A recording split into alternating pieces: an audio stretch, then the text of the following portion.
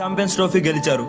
తర్వాత ఎన్నో రోజుల నిరీక్షణ, ఎన్నో రోజుల ఎదురు చూపుకి ఈ రోజే ఫలితం లభించింది. మళ్ళీ దాదాపు 11 ఏళ్ల తర్వాత మన టీమిండియా, మన రోహిత్ సేన కప్పు కొట్టాడు. దాదాపు 17 ఏళ్ల తర్వాత T20 వరల్డ్ కప్ మళ్ళీ మనం ఈ రోజే గెలిచాం. దీనికోసం కదా మనం ఇన్ని రోజులు ఎదురు చూసింది. టోర్నమెంట్ అంతా ఫామ్ లో రాని విరాట్ కోహ్లీ ఆఖరి మ్యాచ్ లో ఫామ్ లోకి రావడం, 3 వికెట్స్ పడిపోయాక కూడా తన వికెట్ పడకుండా నిలబెట్టుకోవడం, 59 బంతుల్లోనే 76 పరుగులు చేసి టాప్ స్కోరర్ గా నిలవడం. This is absolutely cinema. ఇక ఇంకోవైపు అక్షర్ పటేల్ తన అద్భుతమైన బ్యాటింగ్ తో 47 పరుగులు చేశాడు.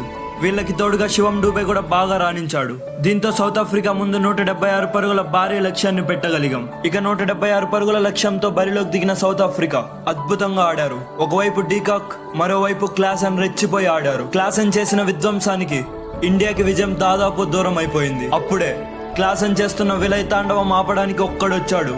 అతడి పేరు హార్దిక్ పాండ్యా.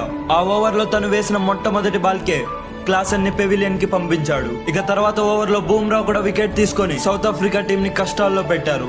అన్ని జరిగిన సౌత్ ఆఫ్రికా ఆశలు అదే విధంగా ఉన్నాయి. అప్పుడే లాంగ్ ఆన్ లో ఉన్న సూర్యకుమార్ యాదవ్ దాదాపు 6 వెళ్లిపోయిన కఠినమైన బాల్ ని అద్భుతంగా క్యాచ్ పట్టి మ్యాచ్ మొత్తాన్ని టీమిండియా వైపు తిప్పాడు.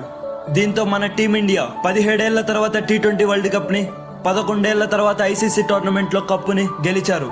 గెలిచిన తర్వాత ఎమోషన్స్ అన్ని ఇన్ని కాదు, లిటరల్లీ చూస్తున్న నాకే ఆనందంతో ఏడుపు వచ్చింది. ఇక అది ఎక్స్పీరియన్స్ చేస్తున్న టీం మొత్తానికి ఎలాంటి ఫీలింగ్ ఉంటుందో వర్ణించలేం. ఎట్టకేలకు సౌత్ ఆఫ్రికాపై విజయం సాధించి కప్పు కొట్టేశాం. టీమిండియా కప్పు కొట్టడంపై మీ అభిప్రాయం ఏంటో కామెంట్ చేయండి.